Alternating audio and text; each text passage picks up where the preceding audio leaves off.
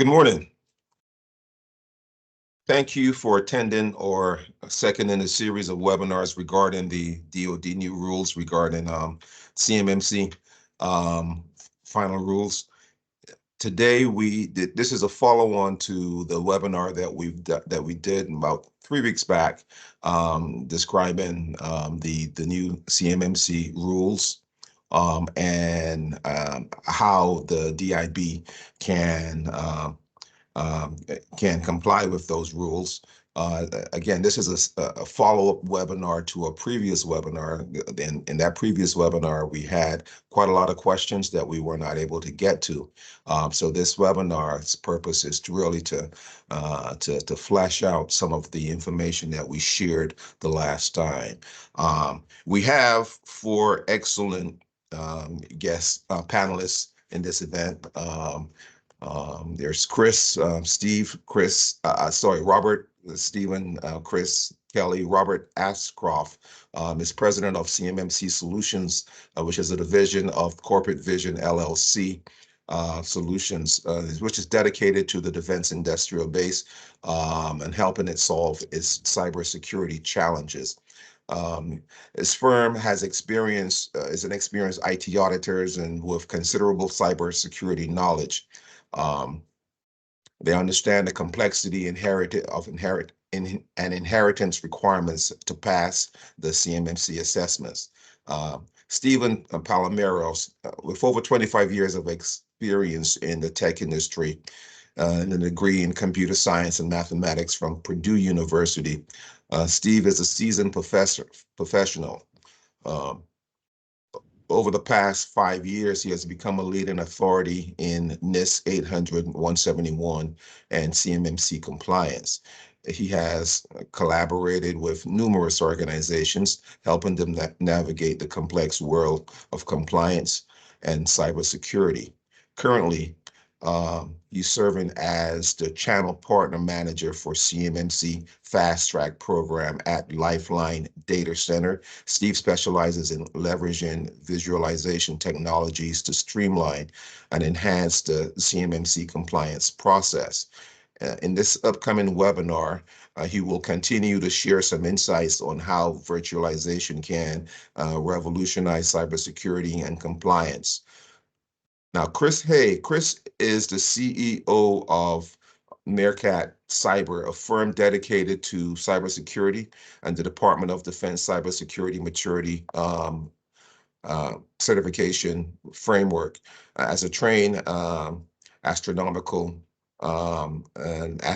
engineer who complemented his undergraduate work with a law degree, Chris finds the marriage of technology and regulatory policies fascinating.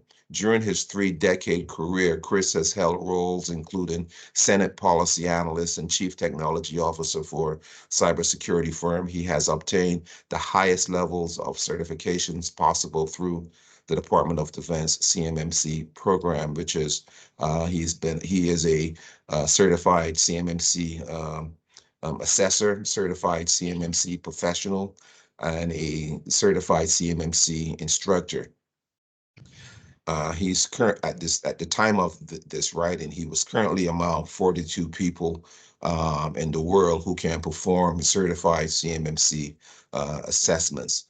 Finally, Kelly Kendall. Kelly was not a part of our previous webinar, but Kelly has excellent knowledge and past performances in this area.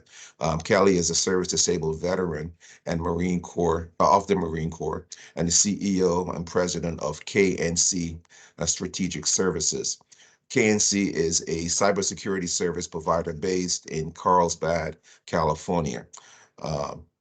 He is a certified CMMC assessor with over 30 years of leadership experience, both in the military and in the corporate world. Kelly brings a unique blend of discipline, strategic thinking, and execution to cybersecurity management.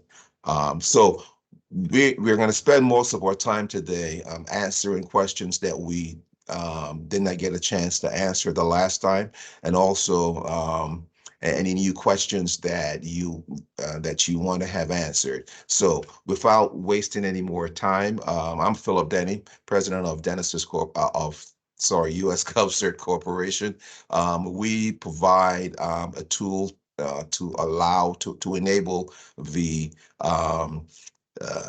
DIB to quickly gain certification in not only the CMMC standards, but other security standards as well.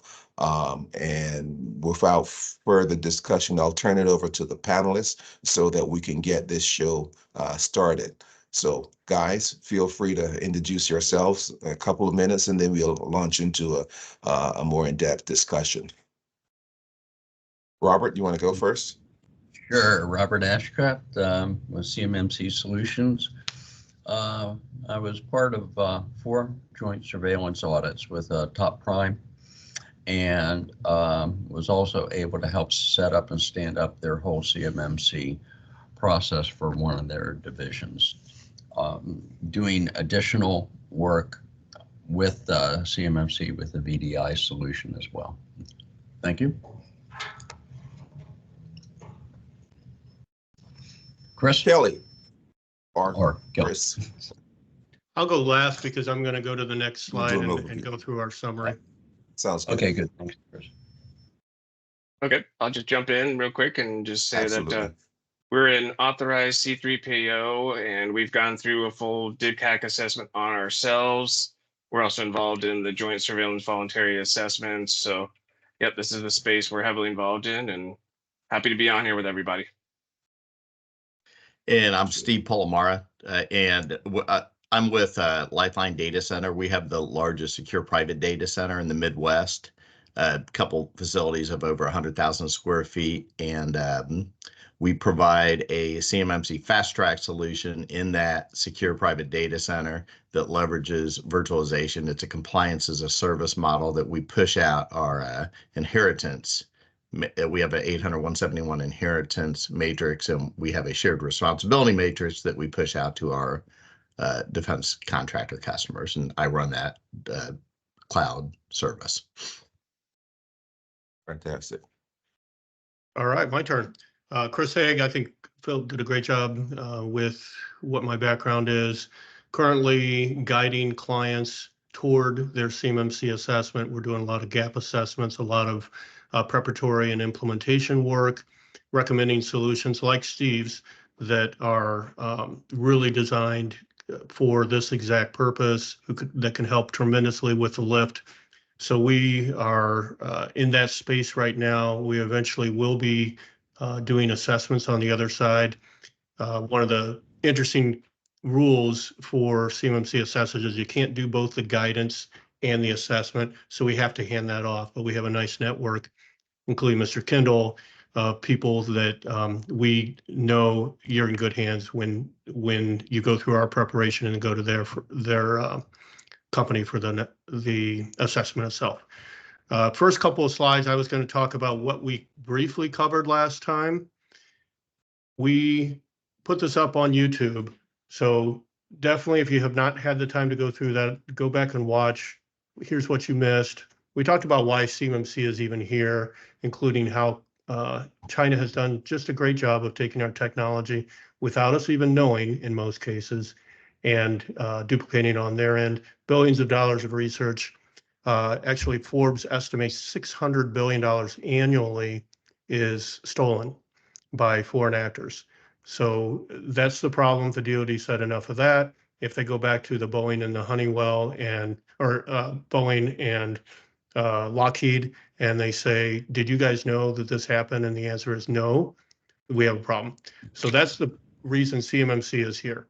Purpose of the CMMC is for contractors and subcontractors to demonstrate with a third-party assessment that FCI and CUI being processed, stored, or transmitted is adequately safeguarded. So CUI, that's the higher level of what we're protecting, controlled, unclassified information. That's what this is all about. How do they get those specs? That's CUI. We need to be able to protect that and show that we're protecting that. We also last time went over the CMMC overview. We talked about the final rule, how much it's predicted was what we predicted was going to be there is largely there, but there are some differences in what they changed since the last time we'd seen this. Timeline to implementation, timeline to this rule actually being in force. What is the False Claims Act? What can happen if you don't tell the government the truth? And implementation tools and pain points. So these are the things we've covered. Love to get into more detail on that, or if there's anything else you guys want to bring up, that's what we're here for. Thanks very much. And there's some of the questions that remain open from our last time. For example, what do the rules say about bringing your own handheld devices or your mobile devices to CMMC? And there are a couple of other things that we want to delve into that we didn't really get a chance to talk about the last time. Cloud service providers, FedRAMP versus FedRAMP equivalents. Does it even make sense? And feel free to, I believe, Steve, this is probably one directed at you. So feel free to comment on that. We also have a few others that we want to go over. Yeah, I don't mind starting with the cloud service providers and FedRAMP. That's a hot issue right now, FedRAMP versus FedRAMP equivalence, and we get asked that a lot. So the rule, the proposed rule says FedRAMP or FedRAMP equivalent. The memo that came out says FedRAMP. So that right away you have two different avenues that you can, or two different conflicting rules or conflicting components for cloud service providers. We are a cloud service provider and we're an ESP, an external service provider. We provide services for organizations, tiered support, as well as cloud services. We're hosting their CUI. We're helping them manage the process to compliance, right? And so, as far as FedRAMP is concerned, I think the C3PAOs and the VCISOs can certainly weigh in, but our stance on that is that right now we are looking to go the FedRAMP route. We have been there before, and we think it's just prudent to assume that it's going to be a requirement, and so we're just going to knock it out. Where it ends up landing, nobody knows for sure. But that if you're a cloud service provider and you're not on the FedRAMP path, or you're not FedRAMP, I think there's some risk there. So we're mitigating that risk, even though we have pockets in our data center that are secret and top secret level. So we still we're ISO 27001, 17, 18, we're SOC, we're DISA impact level 4. We have all of these, what we would think would be components that are at or above FedRAMP level. We still have to take that as something we need to address. So I don't know if Chris or Bob or Kelly have further comments on that, but that's where we stand. Sure. One of the other questions that did not get answered last time, external service providers, level 2 or level 3 certification required. Is that possible? Is that feasible?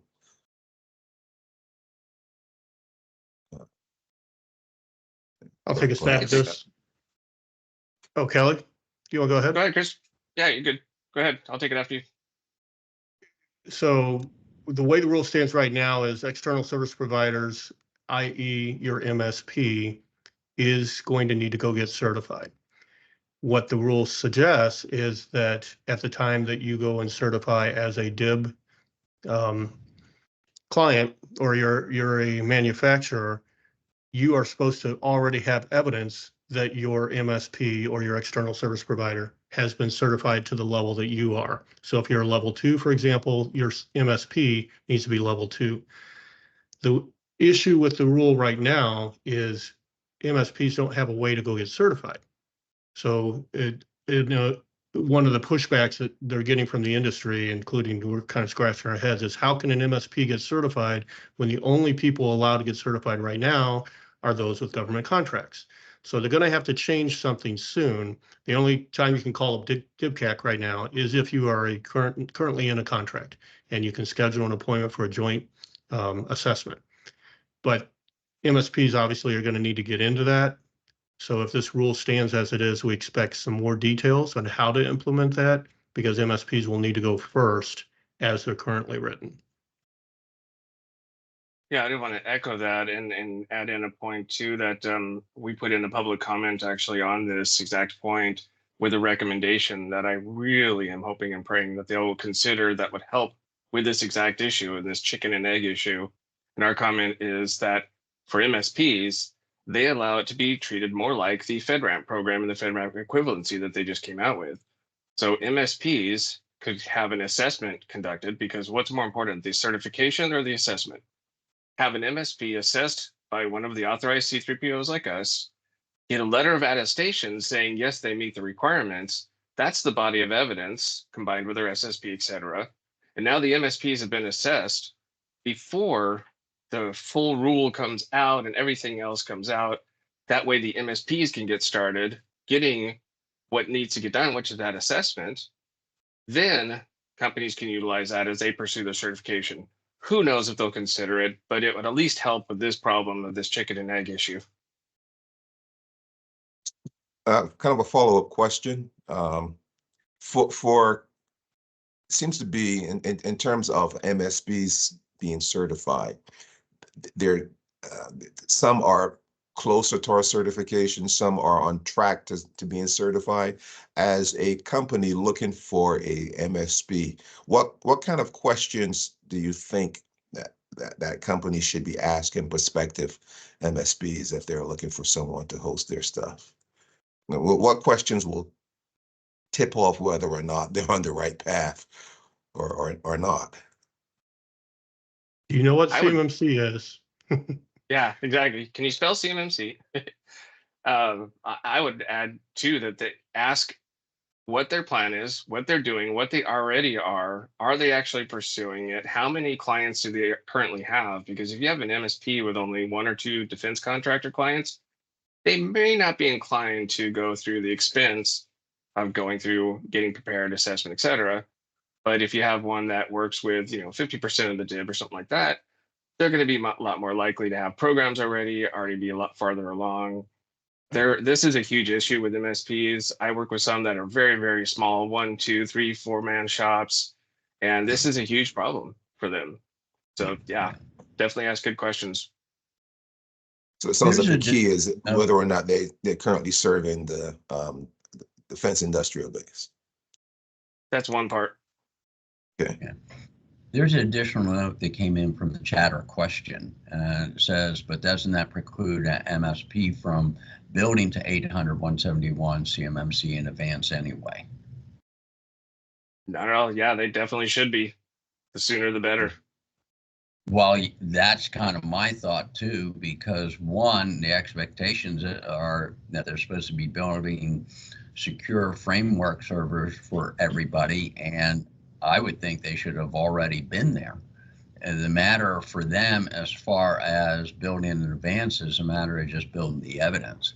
They could, it's the whole item like you can be secure, but going through the certification is a whole different issue. You got to make sure not only are you secure, but do you have policies and procedures to support what you do? And then when the MSP comes in, when the certification comes into the MSP, you have to have all the evidence well organized so that for them, they can follow the policy procedures, your asset inventory, your diagrams with it, all the various evidence there to keep the costs down.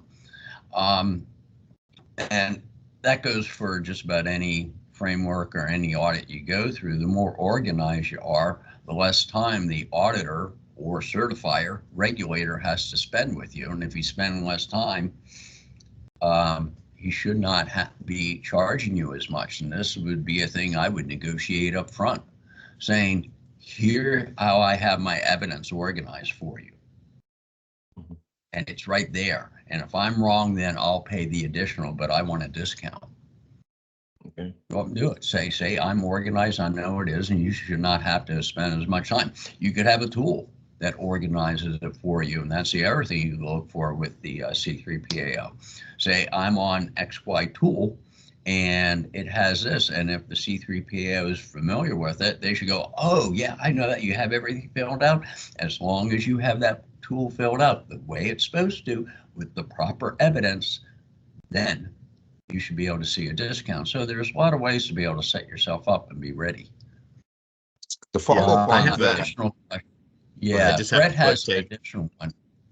Yeah, I have a quick take on that myself. As far as the ecosystem, the Cyber AB has RPs and RPOs that are in their ecosystem, and many of those are MSPs and MSSPs. That's a great target. We've targeted them for our channel partner program, and many of those in our channel partner program are going through the CMMC fast track. So we know that MSPs can achieve that, and a lot of the ones that we work with, even the mid-sized to larger ones, are looking at enclaves to support the defense contractors. So that's a great approach as well. There's several different avenues. It's going to be a heavy lift. It's difficult, yet it can be achieved. And looking at the ecosystem that the Cyber AB has built is I think a great path to go. sure. Brett had an additional question. Could the MSP go to C3PAO in advance also? So you Ultimately, could go yes. in advance and you could have essentially a mock assessment conducted. I mean, you pay for that, and that would be basically like a gap assessment. You could do that right now. You just don't necessarily get anything out of it. This is why I'm recommending this to the DoD and the public comment, that hopefully they would say, yes, that would be okay for MSPs. But I mean, MSP could go to one of us C3POs and have at least just a mock assessment conducted. You know, it's an expense, but you could at least have that done to know where you're at and what you need to get done. Brett, the reason why that's not possible right now to go to a C3PAO and get actual certification is because the DoD, this program isn't official yet, but what is official is the joint surveillance assessments. And the DoD has said the only ones we want there now are ones that have existing contracts. So we're in this kind of phase where things are changing. We expect very soon that they're going to open up the doors to others. But as it stands right now, the only people who can apply for that joint surveillance audit or assessment is going to be somebody who is in an existing contract. Okay. The initial lift is heavy and potentially expensive for a small business. What does the rule say about continuing compliance, and how what would you recommend a small business who goes through, or business who has to go through this initial heavy lift, maintain their certification so that 3 years down the road when they have to recertify, it's not like, another major expense, but maybe just an incremental additional cost? Yeah, I just have at a high level, there's lots of good tools, GRC, government risk compliance tools out there. We have some that we have from a preferred standpoint with our solution, and they are great ways to not only get compliant and get through a C3PAO audit effectively, efficiently, and rapidly at a lower cost. Hopefully, that's the whole idea. But then as far as continuous compliance is concerned, with a little help from a vCISO, it can be a workflow mechanism to make sure that you're following your policies, procedures, collecting evidence, all in a central repository. So that I think is a great approach from my perspective. Okay. Absolutely. Document. Everything you're doing, you need to be recording it. You need to be using a GRC tool. I think it's a need. Spreadsheets just aren't going to do it anymore. Use a GRC tool that shows this is what we've done. These are changes we made. We onboarded an employee. They went through training. document all those things, because that's going to be what they're looking at the next assessment, what's changed. And you, of course, also need to keep up with the trends. So you have to have ongoing training. Oh, well, this attack vector has changed. And have you trained your employees that China's doing X, Y, Z to try to get in? Those are the kind of things that need to be ongoing efforts. It's not a one and done. I got my assessment. Now I can kind of rest easy for 3 years.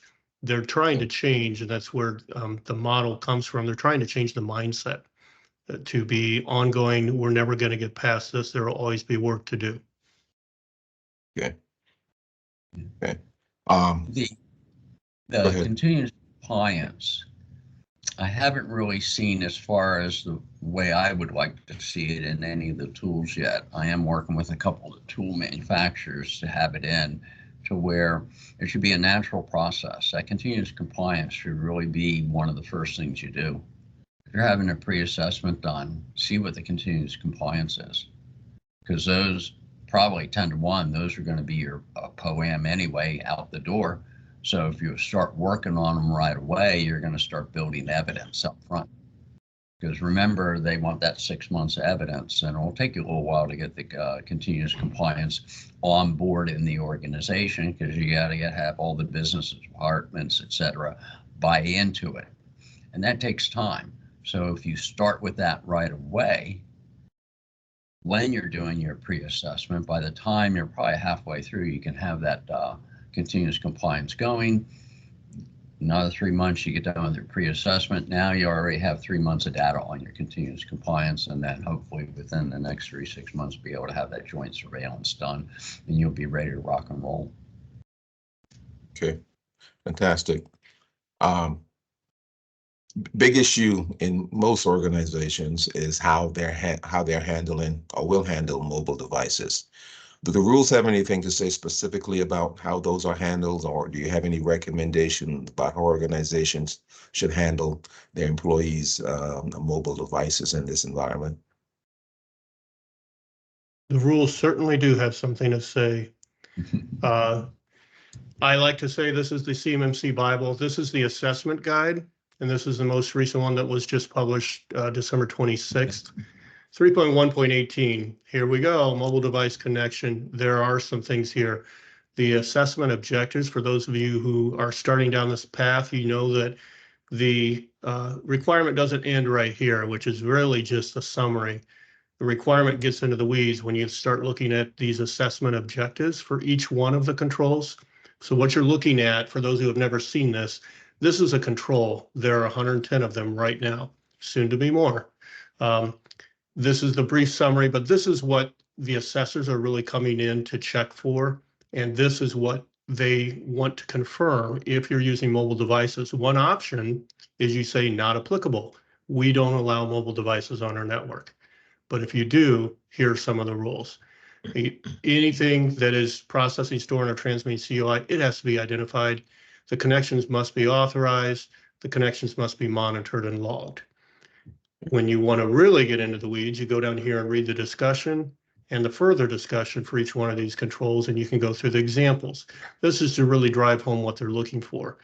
When you're done with 3.1.18, then there's 3.1.19, which is how you need to encrypt CUI on mobile. So those two at a minimum are applicable, but all the controls that could apply to a platform that is not mobile or to your desktop, there are some that will also come over to mobile and be applicable as well. So that's something you definitely want to walk through. Absolutely recommend doing it with somebody who is certified in some way, RP, RPO, CCP, CCA, somebody who knows these rules inside and out and can discuss. Yeah, it's not as simple as just reading a few things and saying, I got it. Okay, fantastic, good information. And we'll also put the link to that guide in the chat. One question that came up the last time was the SBRS scoring inaccuracies. How are they enforced, and how exactly are the scores calculated? What is the threshold for whether or not you get your certification? Yeah, I guess I can take that one. Oh, yeah, go ahead. Sorry, Kelly. So there's a couple things to unpack in there. So your SPURS score, you have your self-assessment score, if you will, what you put into the SPURS system, up to 110, where are you at, ongoing, updated every once in a while. You have that part of the SPURS score, but then you also have the actual assessment process, which follows that DoD assessment methodology scoring system as of right now. So we have the same thing when we're doing and conducting the assessment.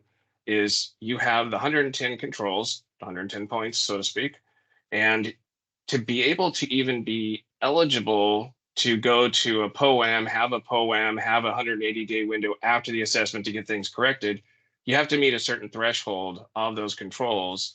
So it's 80 controls out of the 110, or 88% of them have to be met, but it's not just as simple as that. They've added some caveats and 5 new controls that aren't allowed to be part of those ones that you don't meet. So any of the big ones, the 5-pointers, the big 3-pointers, those have to be met no matter what. It's more of some of the 1-pointers, mostly all 1-pointers, that are allowed to be on a POAM and allowed to be not met to be able to keep going. So that threshold is very important, but also making sure you're meeting all of the ones that have to be met as well to be eligible. Okay. What I was going to comment on is, and we talked about the False Claims Act last time. So everybody's registering their SPURS score, right? And all that you do when you register is you put in a number, right? And how you come up with that number, who knows, right? There's many different ways to come up with it, and you may just put up in a number just to look good, but I can tell you that probably 50 to 70 points higher than they deserve is what's being registered. So one thing that we've done to help companies out is we have our VCISOs go through a process, and we actually do it for free. So anybody interested, just reach out and get a hold of me. But we give you an assessment, and we have a tool that will come up with a SPURS score for you. So that's something that you really, an assessment's one thing, an accurate SPURS score to give you an actual score that you can put in that where you aren't liable from a False Claims Act standpoint of, hey, I'm at 110, but really I'm at a 30, right? So that's something I think is important for the industry, is to come up with an accurate SPURS score. 100% concur, and I'll add a story to that. The False Claims Act, for those who are not familiar, we talked about it briefly before, but it is also known as Lincoln's Law. It is the government saying, don't lie to us. We take this very seriously. So if you're going to falsely claim a perfect score, for example, I scored a perfect 110, and we come in and find that you were just being devious, there are consequences that can involve you lost your contract. You lost the ability to ever contract with the government again. You can pay millions of dollars in fines. Worst case scenario, you might end up in jail as well. So they're increasingly referring cases over to DOJ right now, Department of Justice, for people who are not taking them seriously. We absolutely encourage you to do it. Here's your other consequence if you want to inflate your score. And we know some people who have done this, not under our guidance, before they came to us. They had a perfect, shiny 110.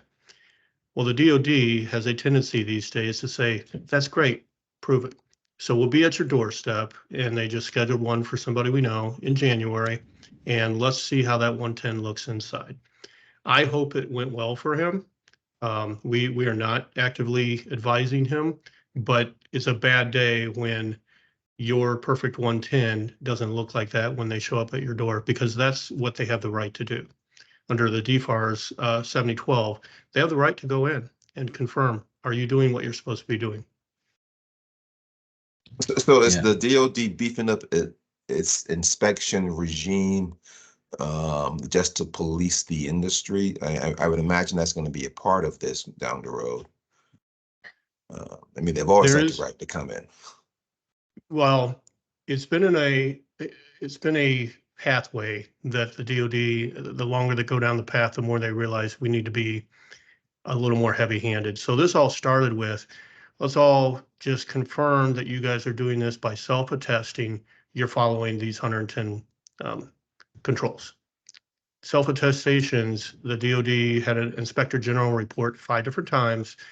Hey, how's it going with these self-attestations? Are they doing what they're supposed to do? And this also went in front of Congress, and the short answer was no. In every one of the Inspector General reports, no, they're not doing it. So the DoD said, well, how can we make this happen? And it became we need to go in and verify. Who's best able to do that? Well, you could staff up the DoD and hire on an entire, 300 people to do this, or you can create the CMMC program, which is what they did, and have third-party assessors, have no relationship to the company, no biases whatsoever. They can come in and confirm on behalf of the DoD they're doing it. So that's where we are, and it needs to be a perfect. So we talked about POAMs. Kelly talked about POAMs. That's great in spurs. And we've heard people as recently as last week, Stacey Arrington say, we'll take scores above 80. That's still pretty good for us. I don't want to work with anybody less than that. But where they're going, where CMMC needs you to be, is perfect. And the only reason you don't have like a control net is because it's not applicable. Here, look, for example, the mobile example. We don't let cell phones on our network. Therefore, that control doesn't get met here. It's just not applicable. Otherwise, your POAM, you submit that in CMMC, 6 months later, it's got to be perfect or you're out of the program. Okay. I want to bring up one item about the SPUR score. So I've been teaching CMMC at Kutztown University for 4 years, and every time I get into the SPUR score, the students really, really have a tough time understanding how they calculate it. And so if you look at it and are trying to figure it out, you are not alone, because pretty much everyone I talk to has a tough time with it, because they say you have 110, and then all of a sudden you start, subtracting, and how you get the number to subtract it and go all the way down. It's a little backwards, the way they do it, where typically you get credit for something and you build to a score that you want. So it's something that if you don't quite understand, you can reach out to one of us and we can maybe do a little sessions so that you could understand it. Just because I know as I talk to people, they kind of go SPUR score it. How do they do that stuff? So don't feel alone. So it sounds as though you can go negative in a SPUR score, can you? Yeah, was it 202? Absolutely. Yeah. Okay. Okay. I've been hearing I saw talk. we had somebody raise their hand. I don't know if that is still applicable. Somebody still had a question. There's a question down here. If Destiny mobile just phone submitted is one as not, well. if mobile phone is not on the secure network, but work emails are checked in on a mobile phone, then doesn't it fall back into scope?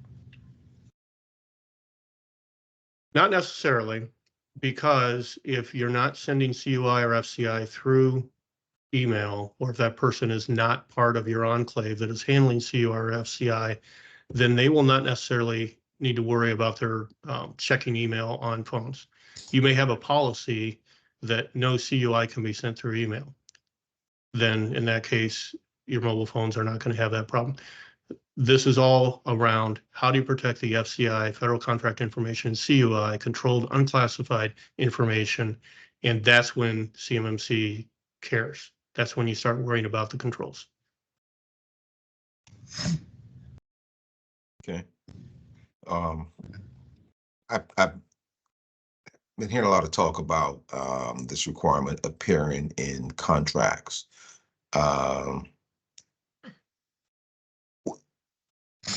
When do you anticipate the government will start adding this to contracts? And contracts, DoD contracts can be, 3 years, 5 years, 10 years long. How will DoD incorporate the CMMC requirements in those ongoing contracts? I can see how they can easily add it to a new contract. or maybe even a recompete contract, but contracts on a yearly basis when you just execute an option 10 years out, 5 years out. How do you anticipate DoD will start incorporating this requirement into those existing contracts? Well, I can start on that. I know that it's going to be an iterative approach where they phase it in over 3 years.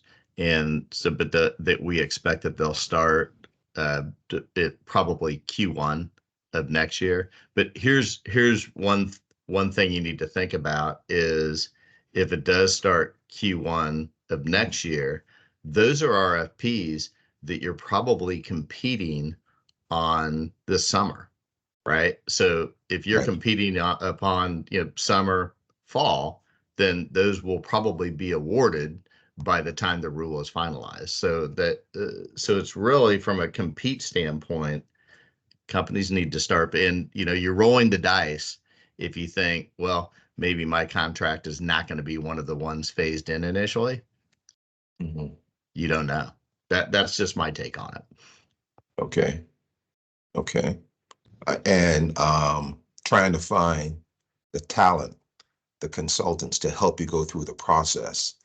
It seems as though there's going to be quite a bottleneck for of companies looking for qualified assessors or qualified consultants to help them negotiate this process.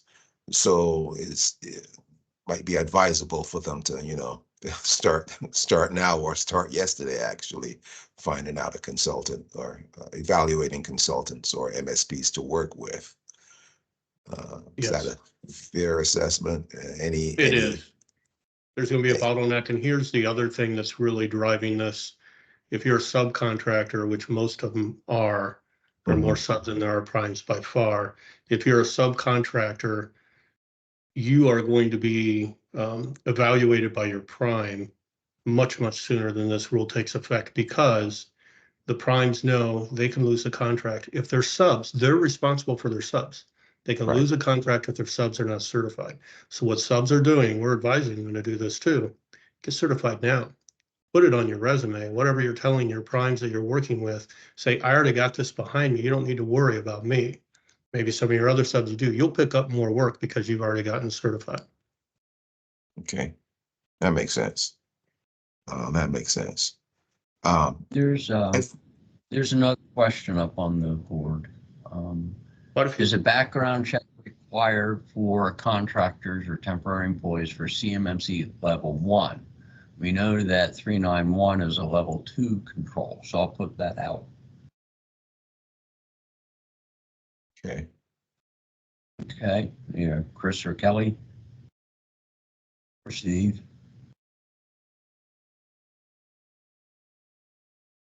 Yeah, whether it's 1, 2, or 3, I don't know that background checks are required for, or clearances for sure aren't required, correct? What I'll say on the background check, this is an interesting conversation.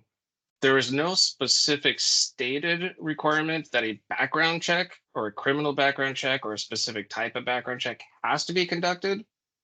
But I guess in a way you could say it is implied as a best practice. But what it does say is you have to screen and authorize those people. So you have to have a process developed before you give someone access to CUI. You have to go through a screening process internally to say this employee is eligible, have that documented and be able to show that as an artifact to say, yes, these people have been approved and gone through an approval process. So you have that. The background check, and I think everybody in generally kind of thinks of this is just a best practice, but it's not an actual stated requirement. Would you agree, Chris? Yes. What's important is who's handling CUI, can it go outside of the US, things like that. And in general, no, unless the contract allows for it. So maybe the DoD has contracted with a prime in the US and there's a subcontractor in Canada, for example.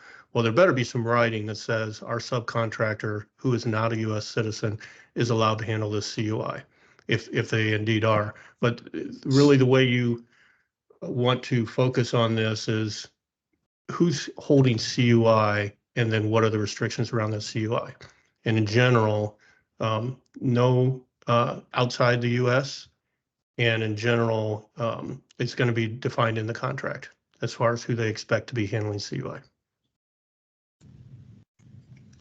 So, Donald McLean asks an interesting question. It It says, is a good question. I talk to a lot of software vendors who dismiss CMMC by saying we only sell COTS. We're off the hook. What is your reaction to that if you are a COTS manufacturer? Is does this apply to you or not?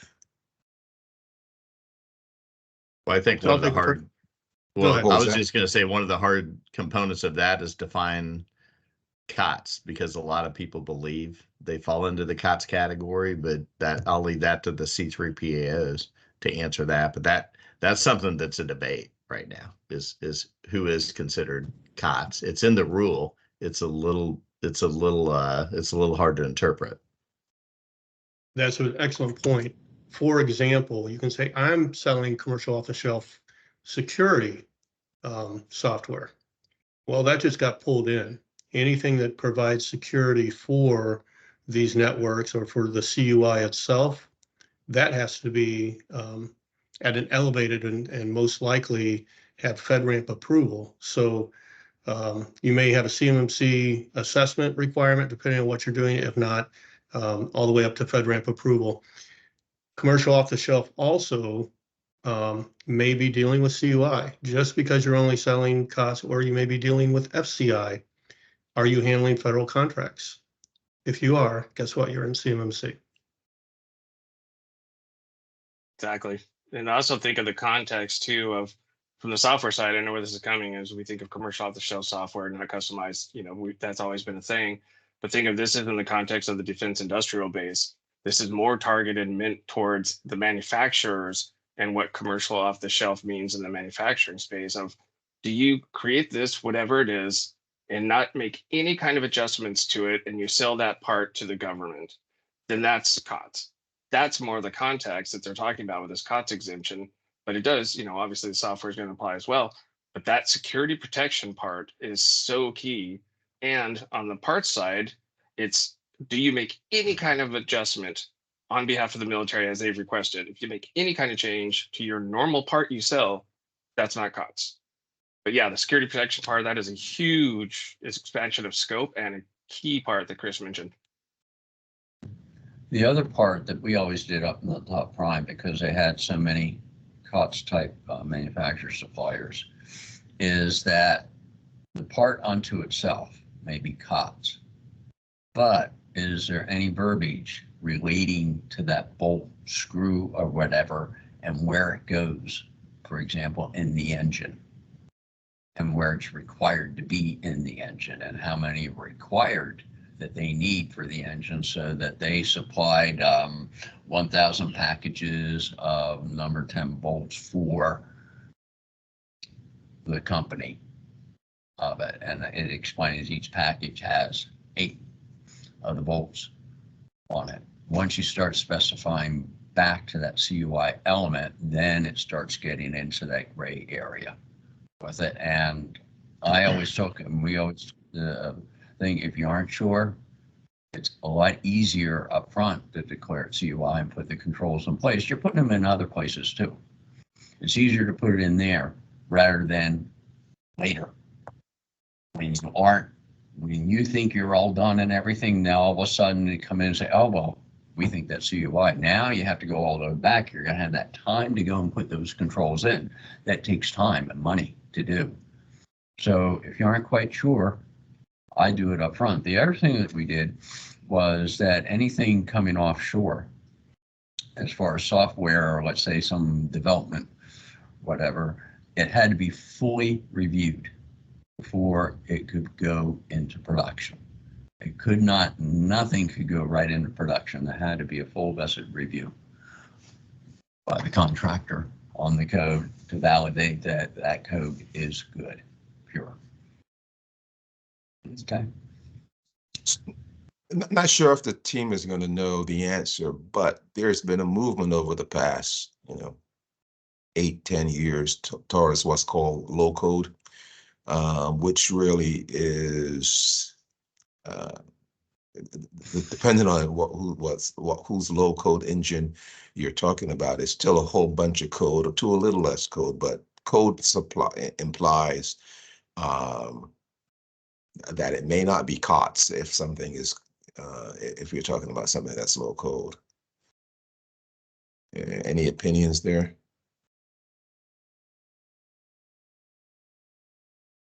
Well, a couple of other questions. I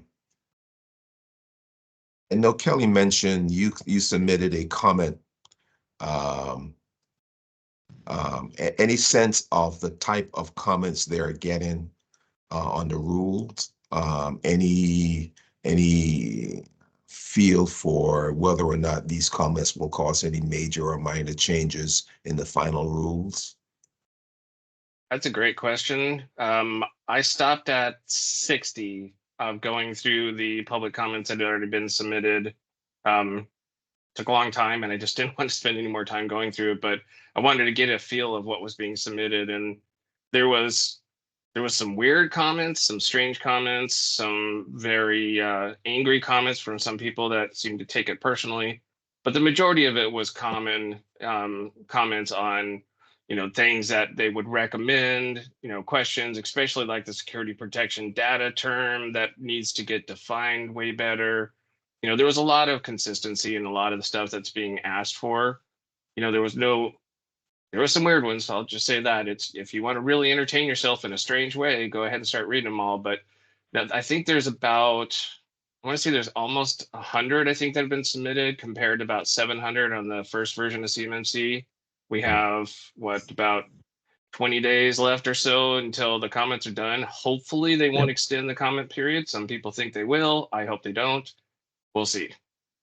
Okay, so nothing jumps out of you that says, hey, this was missing, and they're going to incorporate this so far. Okay.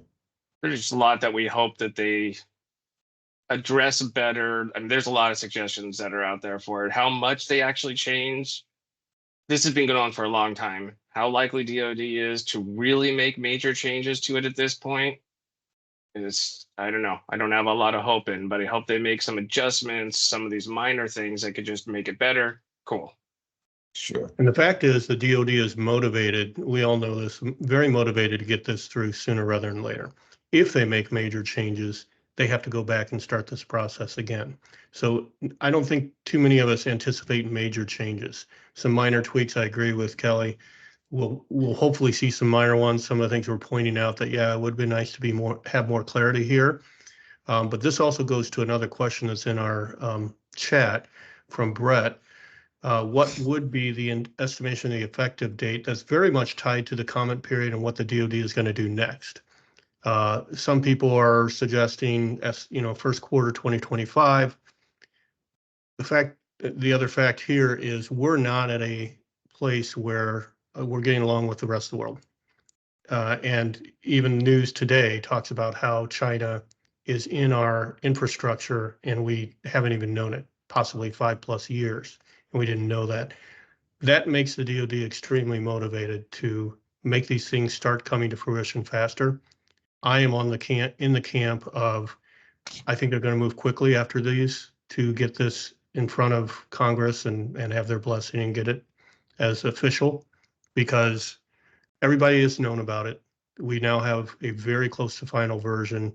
A lot of the people who will speak from the DoD will tell you, you guys should have been doing it anyway. So it's not like it's a big change. I think this is going to be, don't plan on it being another year. I would recommend people start preparing for it being in place later this year. Okay. There's an interesting comment from Tony Dunbar. Says, I operate a single person operation that handles CUI but does not generate CUI. And I operate as a subcontractor. As Chris advises, I should get my organization certified, but what does that involve? How long does it take, and how much does it cost? Like, he could be a technical writer who is a sole practitioner. what do you, and there's going to be a lot of small individual one-person shops like that. What's the process there? What do Well, you recommend? I can tell you that, from our perspective, we do enclaves and we use virtualization. So we host all and serve up all the CUI in the data center, right? So it's hosted and stored and operated out of the data center. You're running a virtual desktop that's in the data center, secure private data center. You get to inherit all the policies and procedures, and our fast track gets you there in 6 months. So that's our process. End of the 6 months journey, you are left with the C3PAO process. We help you negotiate the C3PAO contract. And then we're also working on, and Katie Arrington brought this up in another webinar just a few weeks ago, that C3PAOs are going to have to work with these small to medium sized businesses, because you're talking, the estimate in the rule is 31,000 for the C3PAO. And that is a huge chunk, right, for someone to come up with. So we're working on, and her opinion was that C3PAOs are going to have to work with small and medium sized businesses and maybe split that out, quarterly payments, monthly payments.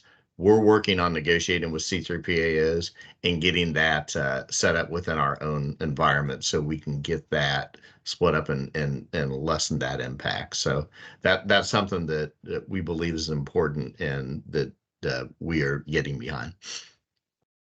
There should be some direction from his prime, right? The prime should be perhaps providing some advice so that they don't go off on their own and do something inconsistent with what the prime is asking for. What responsibility does a prime have for their subcontractors? Well, the other piece of that is you can charge more as a certified contractor. Mm-hmm. So you're going to recoup those funds probably even more than you're paying on a monthly basis. The big chunk is that C3PAO audit piece. That's just, for a one-person shop, that's a big chunk. But you guys probably have some other things to add. But that to me is significant. Yeah, the DoD has said we know it's going to cost more. Even Katie Arrington in that same webinar Steve and I were both participating in that webinar, she acknowledged that we will take somebody who we know is going to be more certified, and she's no longer at the DoD, but she's helped create the rule. She knows the people over there well. The DoD will acknowledge that it may be more expensive, but they are looking for people that they know are doing the right thing. That's current. Once you're certified, of course, they're going to expect that anybody who's certified had to go through additional expenses to get there. Yes, just build it into your contract. The beautiful thing about the product that Steve and Lifeline offer is you can build that into your contract right now. You can say, I know exactly how much it's going to cost because I can go here, it's monthly. This is what it's going to take to get my organization compliant. If you're a subcontractor, you should very much have a line item with your primes for a cybersecurity surcharge or whatever you want to call it. But that's the only way you're going to get reimbursed. Subcontractors aren't going to get reimbursed through cost recovery from the DoD. The primes are. So as a sub, your means for getting reimbursed is through your prime. And that's the only way you're really going to do it. Unless they were nice enough to give you a big chunk of change, which I don't expect. Yeah. That's Tony brought up a question that kind of adds on this. And what's the ongoing year after year recurring costs? And that's where I brought up about continuous compliance. So year one, you go in, you have your, your pre-assessment and your C3PAO cost. If you put in good continuous compliance practice, when you come up to your next third year, your pre-assessment should drop 75%. And then if you're working with the tool, a good tool that's keeping all that data there, the C3PAO conversely should also be dropping their costs because they know, oh, he's on the tool, he's doing continuous compliance. And I would hope that they'll be able to go and help reduce costs for that. But that's more, I don't know, am I speaking out of turn, Kelly? Well, what I would say is not so much maybe dropping our cost, as reversing the thought of that is speeding up our assessment, because anything you can do to speed up the assessment will reduce the cost. So if you got all your ducks in a row, everything well organized, and you've already been assessed before, and you've been doing the continuous compliance, that's going to speed up the assessment. So that's naturally going to reduce the cost, because the assessment cost is very simply based on how we're pricing it out. How many people are involved, how much time, how much cost. It's very simple calculation. So we are pretty close to the end of this session. We answered a lot of our old questions. Any quick thoughts, just maybe 30 seconds to wrap this up, so that we can be consistent with the time limit that we impose? Just one quick thought, and Okay. I try to tell this to people in the pre-assessment end. When you're looking at someone, get someone who has a good deep audit background. They know how to set people up.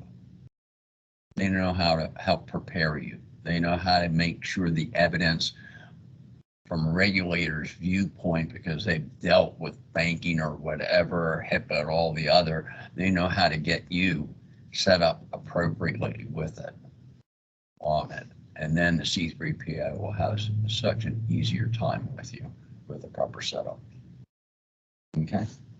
I noticed there are several questions we didn't get to, some excellent ones, including about the DFARS, or the FedRAMP memo that came out from the DoD.